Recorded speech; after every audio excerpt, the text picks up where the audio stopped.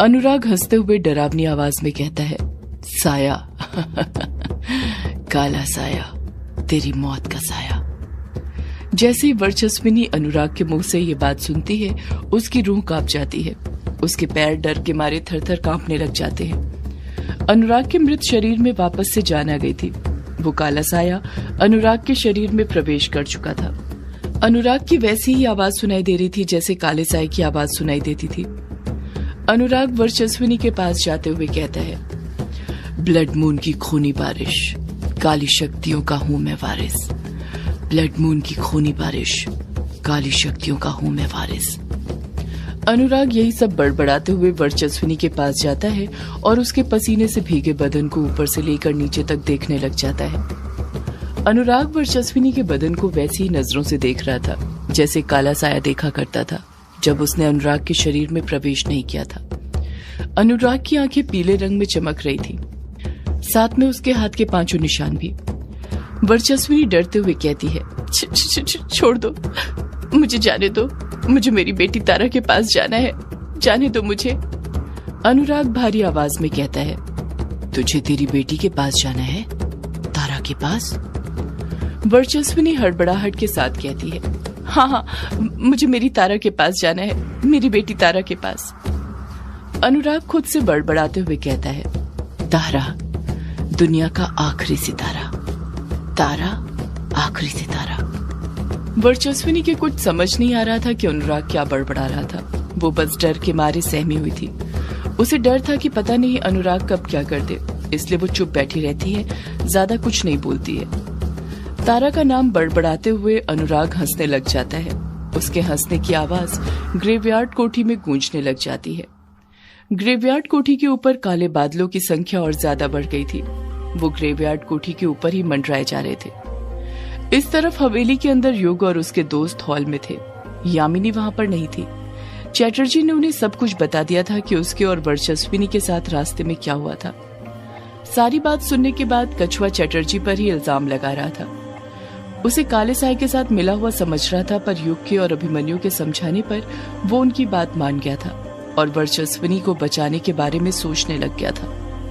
बात वहीं से शुरू हो रही है जहां पर कछुए ने खत्म करी थी। कछुआ वर्चस्विनी की फिक्र करते हुए घबराते हुए कहता है, हमें कुछ करना होगा, मेरी वर्चू को बचाना होगा। मैं उसे उस काले साए के पास नहीं छोड़ सकता, मैं उसे बचाने जाऊंगा। युग चिढ़ते हुए कछुए को समझाते हुए कहता है, तू पागल हो गया है क्या कछुए? ये तू क्या बोल रहा है? ग्रेवयार्ड कोठी जाने की बात कर रहा है, वो भी ब्लड मून की रात। तू जानता है ना वहां पर वो काला साया है और वो तो हमारी ताक में बैठा है कि कब हम वहां पर आए और कब वो हमें मारे। कछुआ पलटकर जवाब देता है, तो क्या करूं मैं? तुम सबकी तरह यूं ही हाथ पर हाथ रखकर बैठा रहूं? उस काले साए का वर्चू को कुछ करने का इंतजार करते रहूं? तुम्हें भले ही वर्चू की कोई फिक्र ना हो, पर मुझे है और मैं अपनी वर्चू को बचाने जा रहा हूं। अभिमन्यु बीच में बोल पड़ता है, ऐसा नहीं है कछुए, जितनी फिक्र तुझे वर्चस्विनी जी की है उतनी ही हमें भी है, पर हमें कोई भी फैसला जल्दबाजी में नहीं लेना है। बहुत सोच समझकर कदम उठाना पड़ेगा। हमारा उठाया एक गलत कदम हमें मौत की तरफ बढ़ा सकता है। कछुआ गुस्से से अपनी मुट्ठी भींचते हुए कहता है, मौत की तरफ कदम तो हमने उसी दिन बढ़ा दिया था जिस दिन युग ने ग्रेवयार्ड कोठी का गेट खोला था। ना युग वो गेट दोबारा खोलता, ना इतना सब कुछ होता। हमारे गांव में सब ठीक चल रहा था, पर युग के गेट खोलते ही सब कुछ बर्बाद हो गया। युग शर्म से अपना सिर नीचे झुका लेता है, क्योंकि वो जानता था कि ये जो कुछ भी हो रहा था उसकी गलतियों के कारण ही हो रहा था, जो उसने अनजाने में करी थी। ना वो ग्रेवयार्ड कोठी का गेट खोलता और ना इतना सब कुछ होता। कछुआ युग को और भला बुरा कहता उससे पहले ही कायर कछुए पर चिढ़ते हुए कहता है, कछुआ, अब तू युग को क्यों दोष दे रहा है? इसमें इसकी क्या गलती है? जो होना रहता है वो किसी न किसी तरीके से हो ही जाता है। अगर युग दरवाजा नहीं खोलता तो कोई और खोलता। होनी को कोई नहीं टाल सकता, खुद भगवान भी नहीं। कछुआ गुस्से से कायर को घूरते हुए कहता है, नहीं, गलती तो युग की ही है, समझा तू? कायर पलटकर कुछ कहता उससे पहले ही अभिमन्यु बोल पड़ता है, यार, ये वक्त एक दूसरे पर इल्जाम लगाने का नहीं है, बल्कि कुछ करने का है। हमें वर्चस्विनी जी को बचाना होगा। हमें कुछ सोचना होगा जिससे हम उस काले साए के शिकंजे से वर्चस्विनी जी को बचा सके। कछुआ फिर गुस्से के साथ बोलता है, तुम लोग ना यहाँ पर बैठकर सोचते रहो, लेकिन मैं तो जा रहा हूँ अपनी वर्चू को बचाने, और मैं उसे बचाकर ही रहूंगा। मैं अब और इंतजार नहीं करने वाला, पहले ही काफी देर हो गई है। मैं जा रहा हूँ मैं। तारा भी वहीं पर खड़ी हुई थी, जो खामोशी के साथ सबकी बातें सुन रही थी। वो काफी देर से चुप थी। जब चैटर्जी उन्हें बता रहा था कि उस काले साए ने उसको और वर्चस्विनी को किस मायाजाल में फंसाया, तो वो एकटक नजर से चैटर्जी की आंखों में ही देख रही थी, जैसे अपनी शक्तियों से पता करने की कोशिश कर रही हो कि चैटर्जी सच बोल रहा था या झूठ। और तारा को पता चल गया था कि चैटर्जी एकदम सच बोल रहा था। वो उस काले साए के साथ मिला हुआ नहीं था। उसने जो किया था अनजाने में किया था, कुछ भी जानबूझकर नहीं किया था। देखते ही देखते तारा को भी वर्चस्विनी की फिक्र सताने लग जाती है। वो भी डरने लग जाती है। तारा को वर्चस्विनी की याद आने लग जाती है। उसे महसूस होने लग जाता है कि वर्चस्विनी किसी बहुत बड़ी मुसीबत में फंस गई थी। कछुआ अपने कदम आगे बढ़ाते हुए कहता है, अब मैं यहाँ पर तुम्हारे साथ रहकर और वक्त बर्बाद नहीं करूंगा। जा रहा हूँ मैं अपनी वर्चू को बचाने के लिए। इतना कहकर कछुए ने अपना एक कदम आगे बढ़ाया ही था कि तभी तारा उसका हाथ पकड़ते हुए कहती है, मैं भी आपके साथ चलूंगी कछुआ अंकल, मुझे भी अपने साथ ले चलिए, मम्मा के पास जाना है।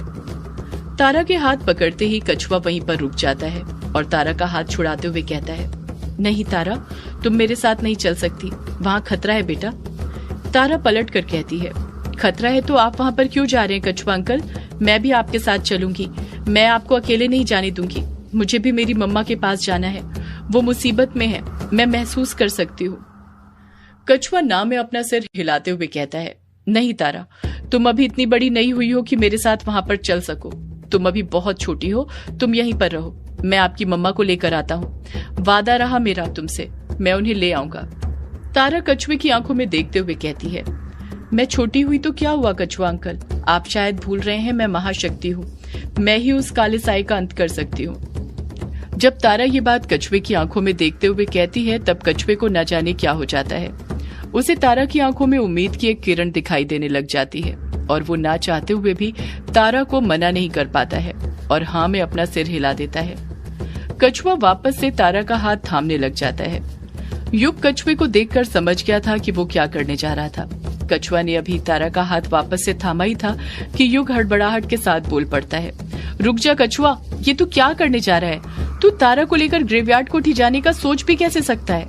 कछुआ वहाँ पर मौजूद सब लोगों को देखते हुए कहता है, कैसे सोच सकता हूँ का क्या मतलब है? युग तारा में हिम्मत और बहादुरी है, इसलिए वो मेरे साथ चल रही है। तुम लोगों की तरह डरपोक नहीं है जो यहीं पर रहकर कुछ होने का इंतजार करती रहे। युग गुस्से के साथ कछुए को घूरते हुए कहता है, डरपोक तो यहाँ पर कोई नहीं है कछुआ, बस हमें डर लगता है किसी को खोने से। तूने किसी को खोया नहीं है ना, इसलिए तुझे पता नहीं है कि किसी को खोने का डर क्या होता है। मैं नहीं चाहता कि हम में से कोई भी एक मेंबर कम हो, इसलिए खामोश बैठे हैं। हमारी खामोशी को तू डरपोकपन का नाम मत दे। कछुआ युग से नजरें फेरते हुए कहता है, देख युग, मुझे ना तेरे प्रवचन नहीं सुनने हैं। तुझे नहीं चलना मेरे साथ ग्रेवयार्ड कोठी तो मत चल, लेकिन मैं और तारा तो जा रहे हैं वर्चू को बचाने के लिए। युग फिर कछुए को अच्छे से समझाने की कोशिश करते हुए कहता है, रुक जा कछुआ, कुछ भी करने से पहले हमें एक बार यामिनी से बात कर लेनी चाहिए, उसके बाद ही कुछ करना चाहिए। जब युग यामिनी का नाम लेता है तो वहाँ पर मौजूद रजनी, अमोदिता और वंदना तीनों के मन में एक ही सवाल था कि आखिर ये यामिनी कौन है। उन तीनों ने पहली बार यामिनी का नाम सुना था युग के मुंह से।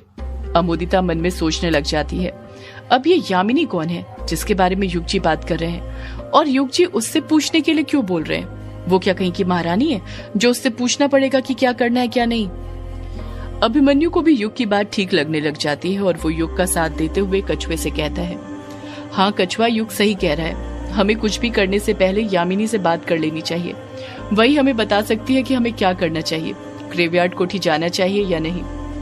कछुआ गुस्से के साथ कहता है, यामिनी हमें क्या बताएगी अभिमन्यु?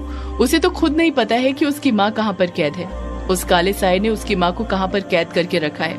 वो तो खुद अपनी माँ को नहीं बचा पा रही है, तो मैं ये कैसे मान लूं कि वो मेरी वर्चू को बचा सकती है? युग हड़बड़ाहट के साथ कहता है, पर कछुए। कछुआ युग को बीच में ही टोकते हुए कहता है, पर क्या युग, तू तो रह नहीं दे, तू भी तो अपने पिता की रूह को आजाद करवाने गया था ना वहाँ पर। क्या हुआ, क्या तू आजाद करवा पाया? नहीं। कछुआ अपनी बात पूरी कर ही रहा था कि उसी वक्त हवेली की लाइट चली जाती है। चारों तरफ अंधेरा छा जाता है। अमोदिता को अंधेरे से बहुत डर लगता था। अमोदिता झट से उसके बगल में जो खड़ा हुआ था उसे पकड़ते हुए कहती है, मम्मी अंधेरा। हवेली के अंदर इतना अंधेरा छा गया था कि कुछ दिखाई नहीं दे रहा था। हॉल में मौजूद इंसान भी नहीं। युग अपने आसपास देखने की कोशिश करते हुए कहता है, ये लाइट को क्या हो गया अचानक से, ये कैसे चली गई? युग अपने आसपास देख ही रहा था कि तभी उसे एक अजीब सी बदबू आने लग जाती है। वैसी ही बदबू जैसी पंचम गांव के उस घर के अंदर आ रही थी। युग उस बदबू को सूंघते हुए कहता है, ये तो मरे हुए इंसान की बदबू है, वैसी बदबू जो मुझे ग्रेवयार्ड कोठी में अक्सर आया करती थी। इसका मतलब है कि वो यहाँ पर। इतना कहते ही युग की बोलती अपने आप बंद हो जाती है। वो घबराने लग जाता है। तारा अंधेरे में खड़ी ही हुई थी कि उसे वर्चस्विनी के पुकारने की आवाज सुनाई देती है। तारा, तारा बेटी, मेरी तारा बेटी। सिर्फ तारा को ही नहीं, वहाँ पर मौजूद सभी को वर्चस्विनी की आवाज सुनाई देती है। और वर्चस्विनी के पुकारने की आवाज सुनकर सबकी सांसें एक पल के लिए थम सी जाती हैं। फिर से वर्चस्विनी के पुकारने की आवाज सुनाई देती है। तारा, मेरी तारा, आ तारा बेटी, अपनी मम्मा के पास आ जा, आ तारा बेटी। तारा वर्चस्विनी की आवाज को पहचानते हुए कहती है, ये तो मम्मा की आवाज है, मेरी मम्मा की आवाज, मम्मा आ गई। तारा जैसे ही वर्चस्विनी की आवाज को पहचानती है, हवेली की लाइट वापस से आ जाती है। जैसे लाइट गई ही इसलिए थी ताकि अंधेरे की खामोशी में तारा वर्चस्विनी की आवाज को अच्छे से सुनकर पहचान सके। लाइट तो आ जाती है, पर वो आते ही बंद चालू होने लग गई थी। उस बंद चालू होती हुई लाइट में अमोदिता देखती है कि उसने रजनी का नहीं बल्कि अंधेरे में गलती से चैटर्जी का हाथ पकड़ लिया था। वो तुरंत अपना हाथ छुड़ा लेती है। लाइट हर एक सेकंड में बंद चालू हो रही थी। वर्चस्विनी की आवाज सुनाई देती है, तारा बेटी, मेरी तारा, जल्दी आ मेरी बेटी। कछुआ वर्चस्विनी की आवाज को गौर से सुनते हुए कहता है, ये आवाज तो यहीं बाहर से आ रही है, इसका मतलब मेरी वर्चू। इतना कहकर कछुआ खुद चुप हो जाता है। तारा समझ जाती है कि कछुआ आगे क्या बोलने वाला था। तारा तुरंत हड़बड़ाहट के साथ बोलती है, मम्मा आ गई, मम्मा बाहर है, मुझे मम्मा के पास जाना है। युग झट से कहता है, नहीं तारा बेटी, तुम बाहर नहीं जा सकती। वर्चस्विनी की फिर से तारा को पुकारने की आवाज सुनाई देती है, तारा बेटी, मेरी तारा बेटी, तारा मेरे पास आ बेटी। कछुआ दरवाजे की तरफ अपने कदम बढ़ाते हुए कहता है, मैं आ रहा हूँ वर्चू, मैं आ रहा हूँ। इतना कहकर कछुए ने दरवाजे की तरफ 2-3 कदम ही बढ़ाए थे कि उसी वक्त युग उसका हाथ पकड़ता है और उसे पीछे खींचते हुए कहता है, रुक जा कछुआ, ये छलावा है। ऐसा छलावा वो काला साया पहले भी मेरे साथ कर चुका है, लगता है वो यहाँ पर आ गया है। जैसे युग ये बात बोलता है, वहाँ पर मौजूद सभी लोग डर से कांप जाते हैं। वर्चस्विनी की फिर से पुकारने की आवाज सुनाई देती है, तारा बेटी, मेरी तारा। तारा नम लहजे में कहती है, मम्मा, मम्मा। कछुआ वर्चस्विनी की आवाज को पहचानते हुए कहता है, वर्चू बाहर है, मुझे जाना होगा, मैं आ रहा हूँ, मैं आ रहा हूँ वर्चू। सदियों से है पुरानी ये है यक्षिणी की कहानी। यक्षिणी एक आग है, यक्षिणी तेरा ख्वाब है।